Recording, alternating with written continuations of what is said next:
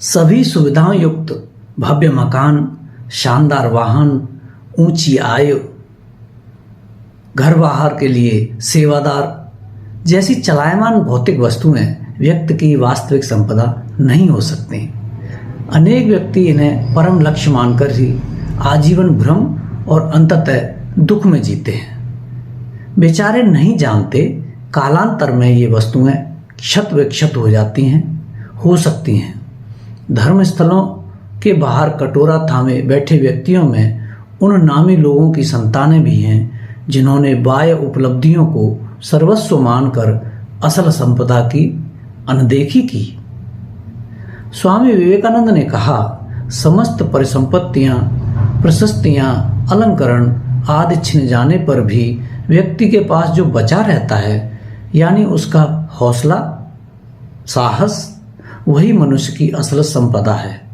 हाड़मास के आवरण में ढका उसका अमूर्त दैविक स्वरूप ही उसके जीवन को अर्थ देता है।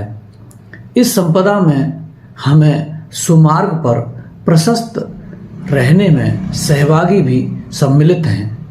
ऐसे व्यक्ति में सतत जीवंतता और आशा का संचार रहता है, जिसके चलते वह चाहे तो समस्त खोया हुआ पुनः प्राप्त कर लेता है।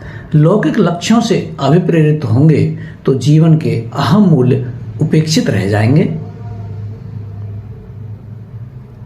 लौकिक समृद्धि और शक्ति का अप्रिय पक्ष यह है कि इनके किरदारों में अहंकार आ जाता है। यह आत्मीय जनों सहित उन्हें भी कमतर आंकता है जिनकी सदाशयताएं सिद्ध रहीं। अपने पास क्या कितना है इसे जानने के स्थान पर लौकिक सुख समृद्धि के उपासक का ध्यान इसी पर रहता है कि दूसरों के पास क्या क्या है जो स्वयं के पास नहीं है।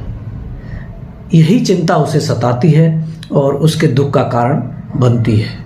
झड़ गए पत्तों को देखकर एक बार भी हरे भरे वृक्ष का महत्व समझ आए, या माता पिता परिजन के न रहने के पश्चात उनकी अतुल्य भूमिका का एहसास होना दूरदर्शिता नहीं है। जीवन की सार्थकता तब है जब हम स्वयं की सामर्थ्य, आज उपलब्ध साधनों संसाधनों को असल संपदा समझते हुए इनके प्रति कृतज्ञता का भाव संजोए रखें। यही वास्तविक संपदा है।